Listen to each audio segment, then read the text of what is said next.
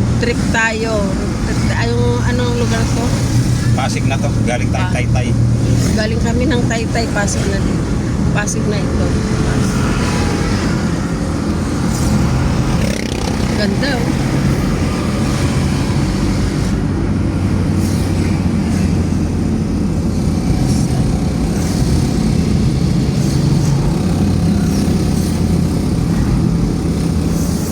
Bagong asfalto, no? Oo. Pangit pa ito nung duman tayo eh. Kaya nga, kaka-espalto lang to. Ang ganda ng kalsada Ganda, nila. oh. Tapos dinouble lane nila o yellow lane. Double yellow lane. Ganda. Pag ganyan, wag kang o-overtake. Huh? Ganito. Bawal. Double yellow lane. Pag nag-double. Oh, basta ganyan.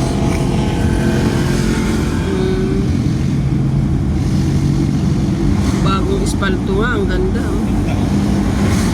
Bagong asfalto.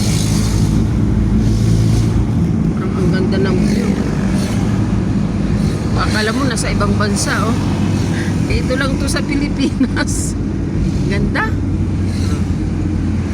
Tingnan mo yung mga building. Ganda. Akala mo nasa ibang bansa.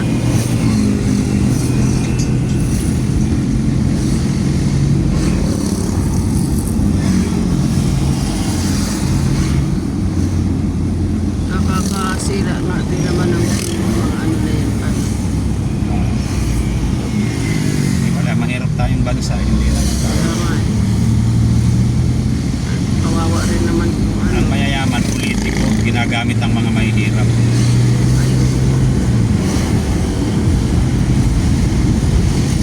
Yun talaga ang mayaman. Kaya nga ang politika ngayon, negosyo eh. Kung halimbawa may anak ka, sa ngayon kung may anak ka at may kakayahan ka rin magpaaral kahit papaano, paaralin mo ng public administration o di kaya political science. Tapos pagpolitikuhin mo, anuhin mo muna sa kapitan, tapos councilor. Kung kaya nang mag-councilor, councilor. Tapos mayor, congressman. Yan ang mga ngayon dapat. Political science. Tapos yung public administration para hindi ka na matatanga-tanga sa batas, sa politika. Yan palang magandang kurso ngayon. Oo, yan ang mga bullseye.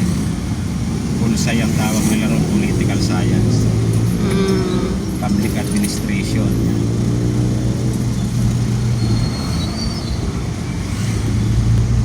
Kaya mong i-diretso ng law kung may pera na, diretso mo ng law. Ang dami-dami ng matatanda na nag-aaral pa ng law.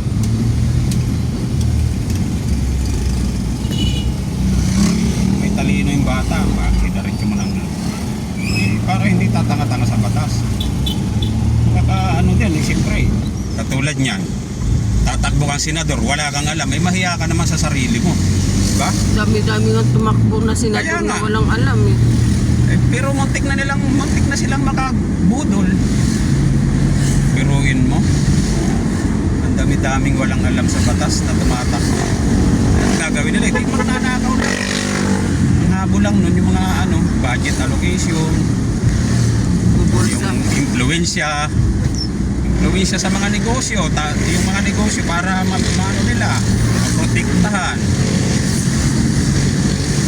Ganun lang yun. Yan ang interest nila saka yung budget. Yung sahod, wala yan, hindi nila pinapansin yan yung sahod. Ay, ito pala yung barangay Manggahan. Ito yung Manggahan. Manggahan Pasig. Ito yung napabasa ko eh. Barangay Manggahan. Dito pala yun.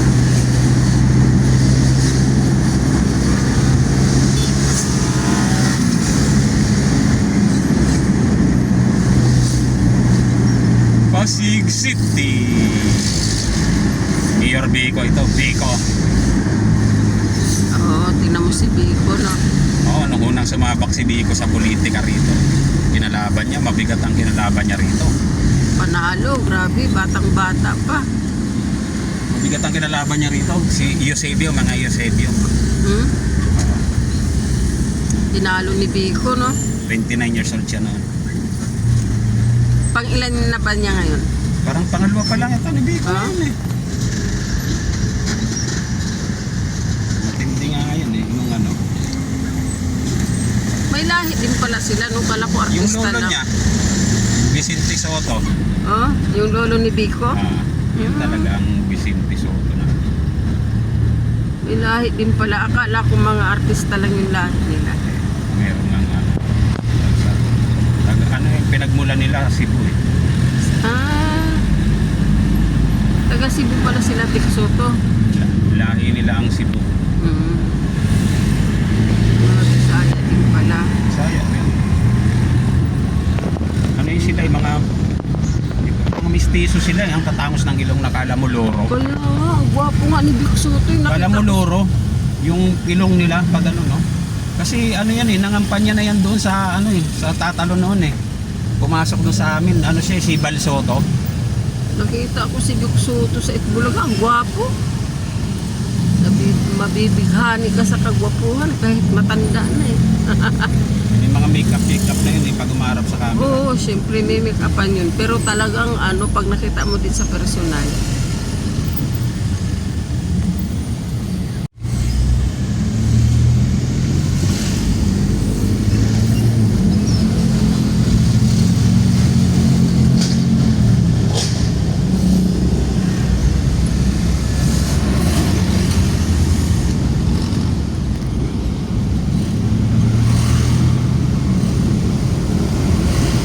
Pasig pa rin to na.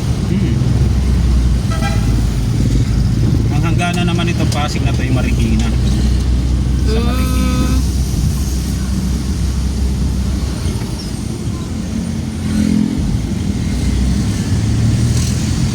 Ganda nga ng Pasig. No? Hindi mo akalain na batang-bata dito yung mayor. Millennial mayor tawag nila. Dapat ano eh, ganun na rin yung mga tumatakbo ngayon lahat eh, no? Yung mga Basta bata. may aral. Kaya nga, yung may aral nga, ibig ko sabihin. Kasi Lalo't congressman at senador. Yung mayor, gobernador, kahit wala kang masyadong aral yan eh. Kasi ano naman, parang pasusunurin mo lang yung mga nasasakupan mo dyan. Ay yung congressman at senador kasi ang papel kasi niyan ay gumawa ng batas. Kaya dapat ay mga batas talaga, may aral. At dapat talaga kadalasan abogado, no? Kasi magbabatas, hindi ka man abogado pero kahit paano may aral. May aral pa rin. Oo. Eh kasi kung wala kang aral, tatakbo kang congressman, eh nakakahiya ka sa kongreso, parang sa alimpusa ka lang. Parang si Robin nga eh, no? Sa Alimposa.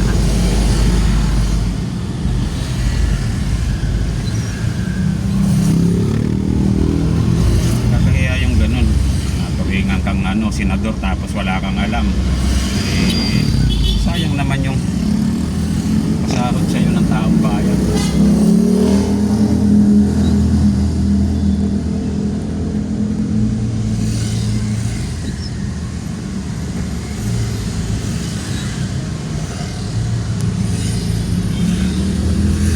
Para sa Pidera, gusto nga lang daw niya sa Pasig Tumira eh. Maghanap siya ng ano dito sa Pasig.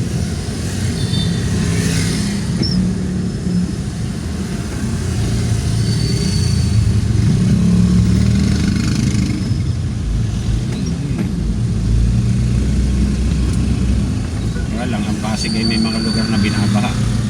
Yun nga. Hindi katulad na sa Capitol, Sherwood na yun, walang baha. Nasubukan na yun.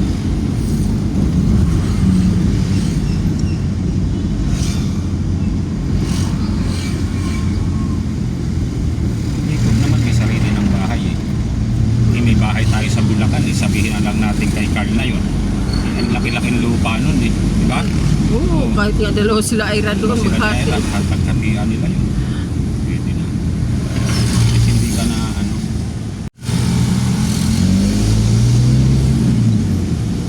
Hindi ka pagkatian.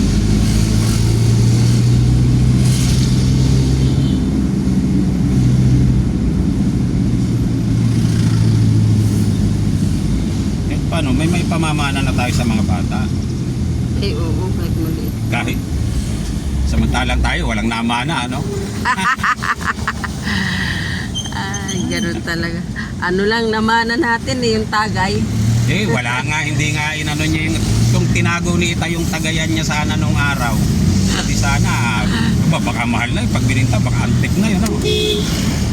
Oo, kung nasana yung sanggot ni Papa, yung sanggot niya sa tuba. Baka antik na yun, kung itinago ni Ita yung tagayan niya, pwede nang ipamana sa akin yun. Di sa'yo. Ikaw tagapagmana nun dahil ikaw, ay hindi, kaya si Kuya Rolly, mas malupit yun eh.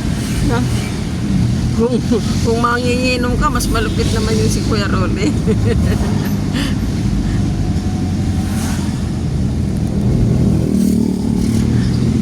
Buti nga, buhay pa si Ate Chi. Minsan kaya tinatanong ko si Ate Chi, buti Ate Chi, kaya mo yan. Ay, nasanay na ako marinig. Pagdating ko nga sabi ko, dumating kami, hindi ba alam darating kami. Inaantay ko nga kayo, nainip na ako. Nagiinom ng isang lambanog, isang ipit. Nakakalahati na, sabi ko yan. O, di ba? Parang uhaw na uhaw na. Nagiinom ng isang ipit na lambanog. Ano to, Pasig pa rin? Marikina na yun yan, sa labas, paglabas mo. Ito na yung boundary. Ito na yung boundary ng Pasig at Marikina.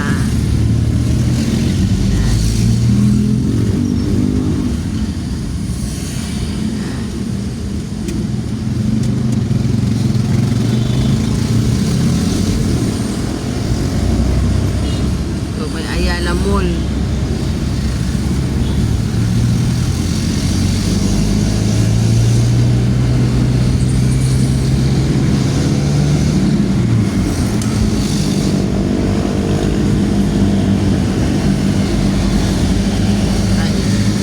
Bakante, nag-inom na lang mag-isa.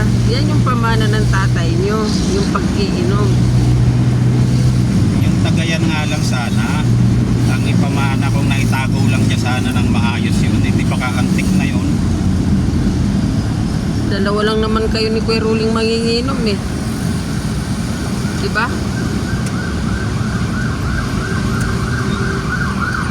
Kahit si Kuya Junior, hindi naman yung nanginginom.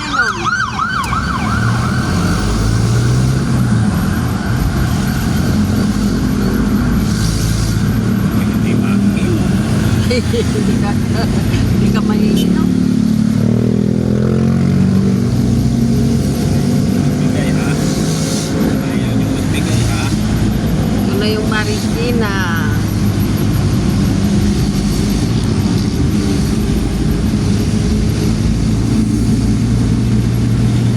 Pala yung boundary, no? Pasig, Marikina. Marikina. Ito talagang Marikina na to. Ang grabe sa baha pa, no? Mababa na lugar to, Marikina.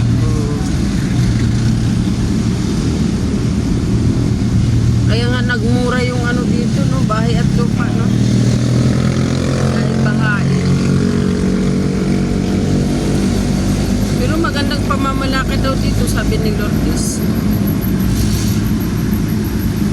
Nung Babayang mayor dito, si Maan Teodoro. nung pandemic. Talo dito si Coco Pimentel, talo. Congressman. Talo. Ano siya?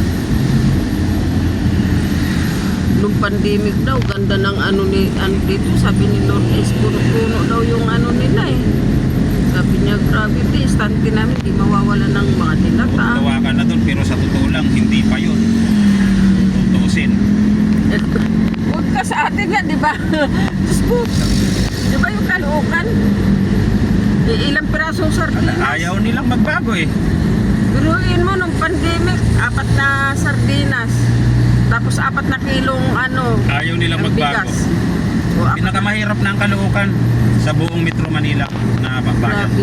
Samantalang dito kay Biko nung pandemic, grabe.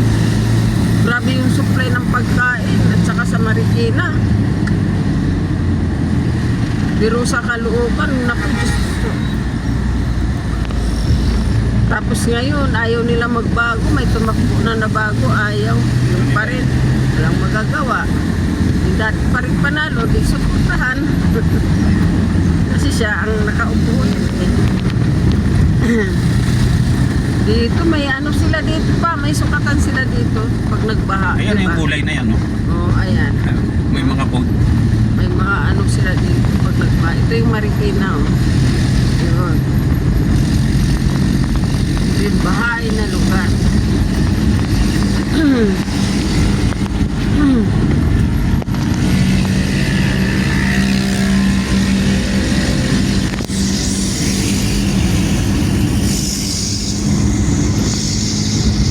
Marikina.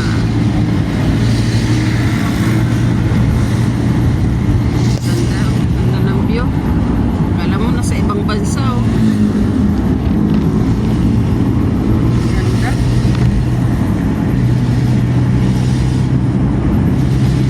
Ibang bansa na nga to. Marikina. Marikina. Wow. Walang traffic. Oh, yung building, oh.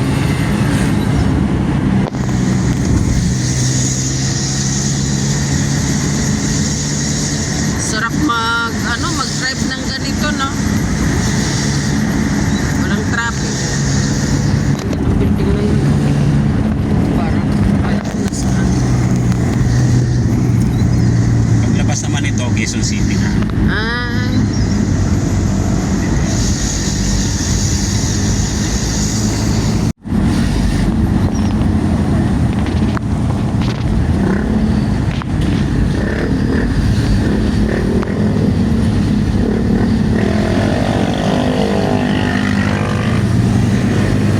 Ay.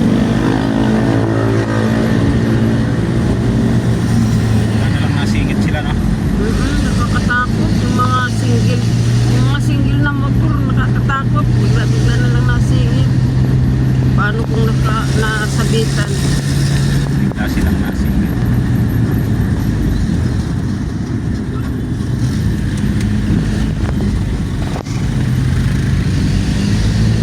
Saan yung boundary ng Marikina? Quezon City na yan. Ito, Quezon City na. Ayan.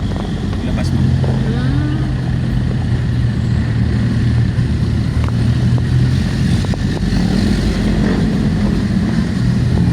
Dito naman traffic yan sa ibabaw, yung maluwag yung ilalim.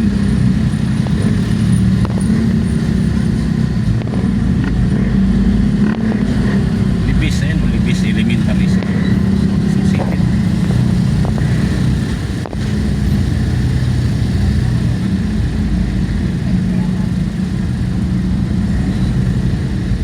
Dito naman, yan na si Joy, oh.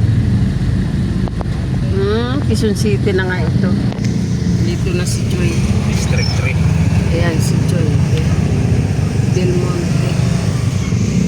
Siya pa rin ba yung mayor? Wala kasi Joy, eh. Oh? Ano matino yung ama niyan? Si Sunny Belmonte. Hmm.